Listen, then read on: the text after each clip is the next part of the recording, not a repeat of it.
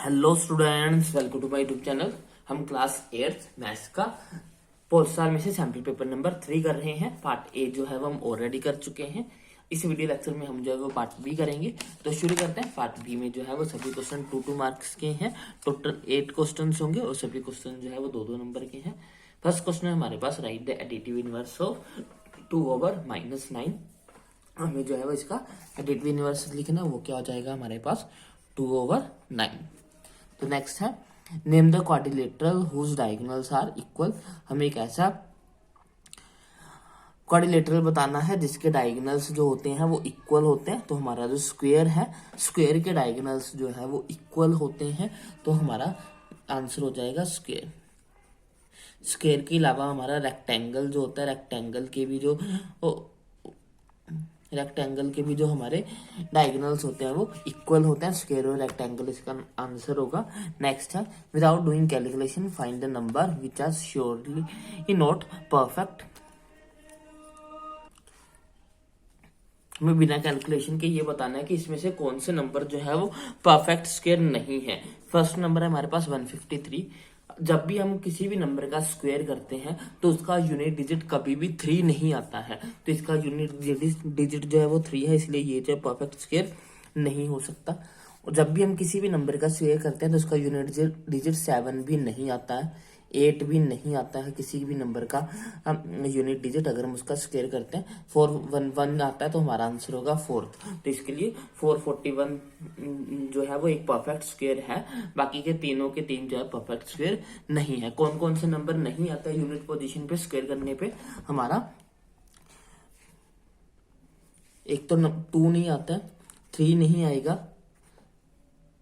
7 नहीं आएगा, 8 नहीं आएगा। ये चारों नंबर जो है वो यूनिट प्लेस पे नहीं आते जब भी हम किसी नंबर का स्क्वायर करते हैं। जैसे फॉर एग्जांपल मैं 1 का स्क्वायर करूं तो 1 आएगा, 2 का स्क्वायर करूं तो 4 आएगा, 3 का स्क्वायर करूं तो 9 आएगा, 4 का स्क्वायर करूं तो 6 आएगा, 16 में यूनिट पोजीशन पे 6 आएगा। अगर 5 का स्क्वायर करता हूं तो 25, मतलब कि यूनिट प्लेस पे 5 आया। 6 का स्क्वायर करता हूं तो 36 यूनिट पोजीशन पे फिर से 6 आया। 7 का स्क्वायर करूं 49 यूनिट पोजीशन पे 9 आएगा। 8 का स्क्वायर करूं 64 यूनिट पोजीशन पे 4 आएगा। 9 का स्क्वायर करूं 81 यूनिट पोजीशन पे 1 आएगा। 10 का स्क्वायर करूं तो 100 यूनिट पोजीशन पे 0 आएगा। मतलब कि आपने देखा कि 1 से लेकर 0 के बीच में कोई भी ऐसा नंबर नहीं है जिसका स्क्वायर करने पे 2, 3, 7 या 8 आता हो। इसलिए हम कह सकते हैं अगर हम किसी भी नंबर का स्क्वायर करें तो उनकी यूनिट पोजीशन पे कभी भी 2, 3, 7 और 8 नंबर आते ही नहीं है। तो अगर किसी भी नंबर का यूनिट प्लेस 2, 3, 7 या फिर 8 है तो वो कभी भी जो है परफेक्ट स्क्वायर नहीं हो सकता है। इसीलिए यहाँ पे तीनों के तीनों जो है परफेक्ट स्क्वायर नहीं है, क्योंकि एक में यूनिट प्लेस 3 है, एक में 7 है और एक में 8 है। नेक्स्ट है हमारे पास, is 216 is a perfect cube. हमें बताना है कि क्या 216 इज अ परफेक्ट क्यूब। क्या हमें बताना है कि क्या 216 जो है वो एक परफेक्ट क्यूब है या नहीं है। तो इसको हम प्राइम फैक्टराइजेशन की हेल्प से करके देख सकते हैं। तो ये क्या हो जाएगा, ये हमारा हो जाएगा, पहले 2 पे जाएगा, ये हो गया हमारा 108, फिर से 2 पे जाएगा, ये हो जाएगा 54, फिर से 2 पे जाएगा, ये हो जाएगा 27। अब ये 3 पे जाएगा, 9 हो जाएगा, फिर ये 3 पे जाएगा, 3 1 जा 3। तो 2 का एक पेयर बन रहा है और एक 3 का पेयर बन रहा है। क्योंकि हमें क्यूब फाइंड आउट करने हैं तो क्यूब में हम 3-3 का पेयर बनाते हैं। तो यहाँ पे ये हो गया 2 × 3 इज इक्वल टू 6। तो हमारा जो है वो 216 जो है वो एक परफेक्ट क्यूब है, क्योंकि इसमें जो है वो 3 के 2 पेयर बन रहे हैं, 2 और 6 के। 216 जो है वो हमारा 6 का क्यूब होता है। अगर हम 6 का क्यूब करेंगे तो हमारे पास 216 आएगा। नेक्स्ट क्वेश्चन है हमारे पास, write the formula to find the simple interest. हमें बताना है कि सिंपल इंटरेस्ट फाइंड आउट करने का फॉर्मूला क्या होता है। तो सिंपल इंटरेस्ट फाइंड आउट करने का फॉर्मूला होता है हमारे पास P × R × T divided by 100, principal multiplied by rate multiplied by time divided by 100। ये होता है हमारा सिंपल इंटरेस्ट का फॉर्मूला। नेक्स्ट है, use the identity x + a × x + b is equal to x² + a + b का x + ab, find the following product. हमें इस identity को यूज करते हुए जो है वो प्रोडक्ट फाइंड आउट करना है x+3 इंटू x+7 का। तो आइडेंटिटी क्या है हमारे पास? आइडेंटिटी है हमारे पास x² plus a plus b, x plus a b, ये आइडेंटिटी है हमारे पास। हमारे पास a की वैल्यू क्या है? 3 है, और b की वैल्यू हमारे पास क्या है? 7 है।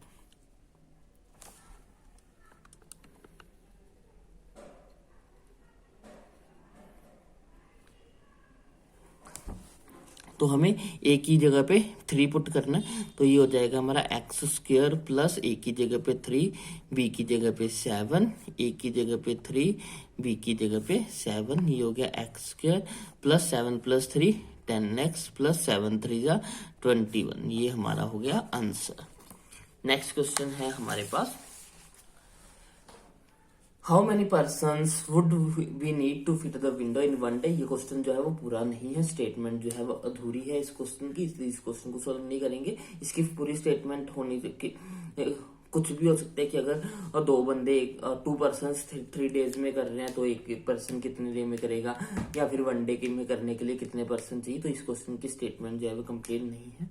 आगे क्वेश्चन नंबर 11 है हमारे पास, फैक्टराइज द फॉलोइंग एक्सप्रेशन। हमें जो है वो इसको फैक्टराइज करना है। 25m का स्क्वायर, हमारे पास क्वेश्चन है 25m का स्क्वायर प्लस 30m प्लस 9, इसको जो है वो हमें फैक्टराइज करना है।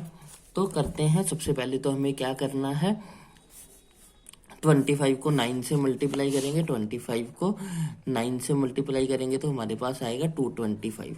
अब हमें ऐसे 2 नंबर फाइंड आउट करने हैं जिनको प्लस करने पे 30 आता और मल्टीप्लाई करने पे 215 आता। तो 15 प्लस 15 हमारे पास 30 होता है, और 15 इंटू 15 हमारे पास 225 होता है। तो हमारे फैक्टर्स बन जाएंगे 15 प्लस 15। तो 30m को हम कैसे लिख सकते हैं, 15m प्लस 15m प्लस 9 को ऐसे लिखना।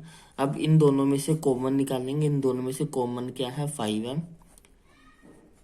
25 में 2 5 2, 25 को कैसे लिख सकते हैं, 5 इंटू 5, एक 5 बाहर आ गया तो अंदर बचा सिर्फ एक 5। m² में से m बाहर आ गया तो अंदर m बचा, प्लस 15 को कैसे लिख सकते हैं, 5 इंटू 3, 5 बाहर आ गया तो अंदर बचा 3 और m भी बाहर आ चुका है, प्लस इन दोनों में से 3 कॉमन आ जाएगा। 15 को कैसे लिख सकते हैं, 3 इंटू 5, तो 3 कॉमन बाहर आ चुका है तो अंदर क्या बचा, 5m। 9 को कैसे लिख सकते हैं, 3 इंटू 3, तो 3 बाहर आ गया तो एक 3 अंदर बचेगा। अब हमारे पास हो गया ये 5m प्लस 3, 5m प्लस 3, ये हमारे हो गए factor. Next question part number सी,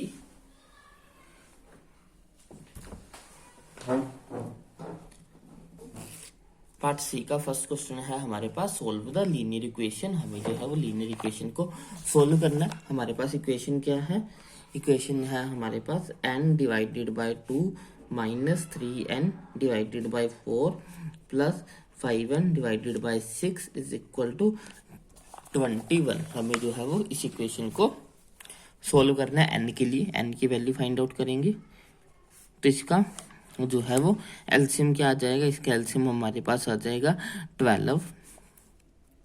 12 को 2 से डिवाइड करेंगे तो आएगा हमारे पास 6, 6 को n से मल्टीप्लाई करेंगे 6n, 12 को 4 से डिवाइड करेंगे 3, 3 को 3 से मल्टीप्लाई करेंगे 9n, 12 को 6 से डिवाइड करेंगे 2, 2 को 5 से मल्टीप्लाई करेंगे 10n is equal to 21।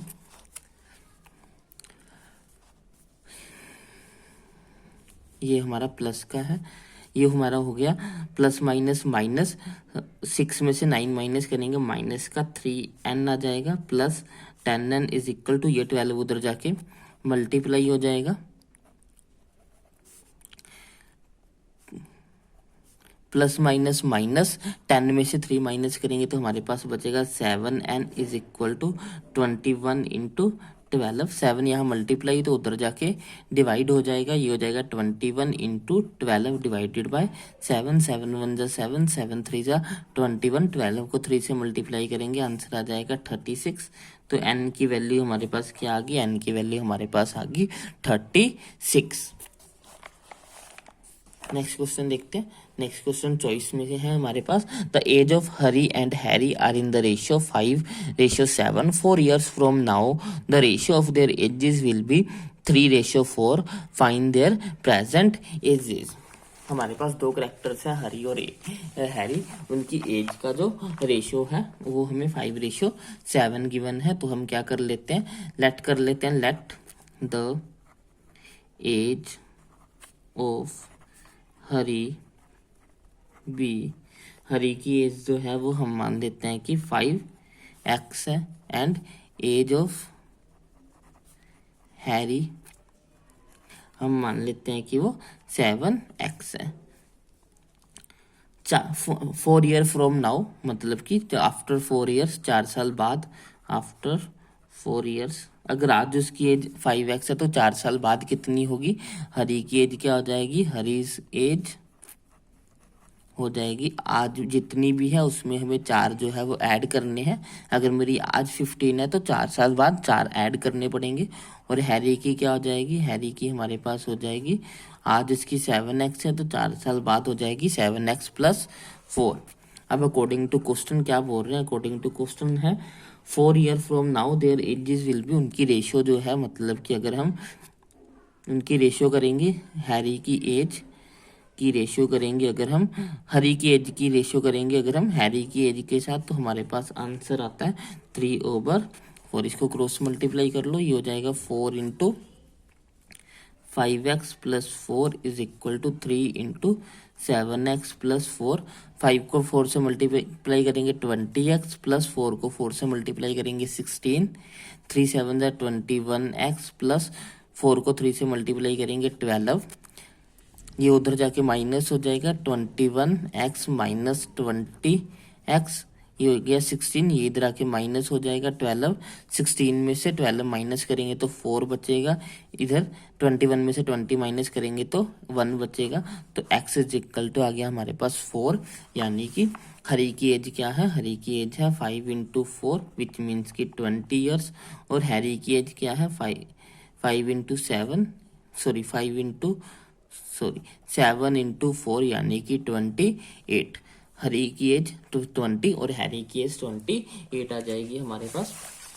Next है हमारे पास कंस्ट्रक्शन बेस्ड क्वेश्चन है. कंस्ट्रक्शन के लिए जो है वो हमने पूरी सेपरेट वीडियो बनाई हुई है. हमने पूरा चैप्टर जो है वो कंस्ट्रक्शन का सोल्व किया. अगर आपने वो वीडियो नहीं देखी है तो आप चैनल पे जाके उस वीडियो को देख सकते हैं. नेक्स्ट है हमारे पास using the Euler's theorem find the unknown. हमें जो है वो यूलर्स थ्योरम को यूज करके अननोन वैल्यू को जो है वो फाइंड आउट करना है. हमारे पास फेस जो है वो 5 गिवन है, वी हमें गिवन नहीं है, और ई हमें जो है वो 9 गिवन है. यूलर्स थ्योरम क्या है, वो हमें कहता है F + V - E = होता है 2K.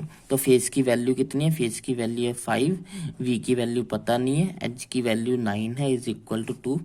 प्लस माइनस माइनस तो ये जाएगा माइनस का 4 = 2. ये माइनस उधर जाके प्लस हो जाएगा, ये हो जाएगा 2 + 4 यानी कि 6. तो v की वैल्यू क्या आ गई 6. नेक्स्ट क्वेश्चन है हमारे पास सिंप्लीफाई द फॉलोइंग एक्सप्रेशन. हमें जो है इसको सिंप्लीफाई करना है. हमारे पास एक्सप्रेशन क्या है, 2⁵ डिवाइड करना है 2⁵ के साथ. बाहर है हमारे पास 2⁻⁻5. तो हमें पता है कि जब भी बेस सेम होता है और डिवाइड हो रही होती है दो टर्म में तो उनकी पावर जो है वो माइनस हो जाती है. तो ये क्या हो जाएगा 2⁵ - 8 × 2⁵ -5. 5 में से 8 माइनस करेंगे तो 2⁵ -3 हो जाएगा इंटू 2⁵ -5. अब हमें पता है कि बेस सेम है और बीच में मल्टीप्लाई का साइन हो तो पावर्स जो है वो ऐड हो जाती हैं. तो ये हमारे पास हो जाएगा 2 - 8 यानी कि आंसर आ गया हमारा 1/2⁵. तो ये हमारा आंसर हो जाएगा. नेक्स्ट क्वेश्चन है इसका चॉइस के साथ हमारे पास वो क्वेश्चन. हमें बोला गया सोल्व द फॉलोइंग. हमें इसको जो है वो सोल्व करके बताना है कि इसका आंसर क्या आएगा. हमारे पास वैल्यू है -4 की पावर -3, 5 की पावर -3 और -5 की पावर -3. तो ये हो जाएगा -4/, 4 की पावर 3 हो जाएगा, इंटू यहाँ पे हो जाएगा हमारे पास, इसको लिख सकते हैं 5 की पावर -3 इंटू -1 की पावर -3 इंटू 5 की पावर -3। हमने -1 को यहाँ से बाहर निकाल के उस पर भी पावर लिख लिया और कुछ नहीं किया, तो ये हो गया हमारे पास 1। यहाँ पे माइनस अंदर रख लेते हैं, ये हो जाएगा -4 का क्यूब इंटू -1 को का क्यूब करेंगे तो हमारे पास जो है आंसर आएगा -1 का इंटू, ये हो गया 5। यहाँ पे बेस सेम है और बीच में मल्टीप्लाई का साइन है तो पावरें ऐड हो जाएंगी, ये हो जाएगा 5 की पावर -6, ये हो गया 1/-4 की क्यूब इंटू -1 इंटू 5 की पावर 6। इसको सोल्व कर लेंगे, 4 को 3 टाइम्स मल्टीप्लाई करेंगे तो ये हो जाएगा 64 इंटू -5 को 6 टाइम्स मल्टीप्लाई करेंगे तो हमारे पास हो जाएगा, तो 5 को 6 टाइम मल्टीप्लाई करेंगे तो हमारे पास आंसर आ जाएगा 15625। इनको आपस में मल्टीप्लाई करेंगे तो हमारा आंसर आ जाएगा। नेक्स्ट है हमारे पास draw the graph of the following tables with suitable axis distance travel by. हमारे पास जो है वो डाटा गिवन है, हमें जो है वो उसका ग्राफ बनाना है। हमें डाटा जो है वो एक कार द्वारा डिस्टेंस ट्रेवल किए जाने का जो ग्राफ है डाटा है वो गिवन है। तो हमारे पास एक्सिस पे दो चीजें आएंगी, एक तरफ हमारा टाइम हो जाएगा और एक तरफ हमारा जो है वो डिस्टेंस हो जाएगा।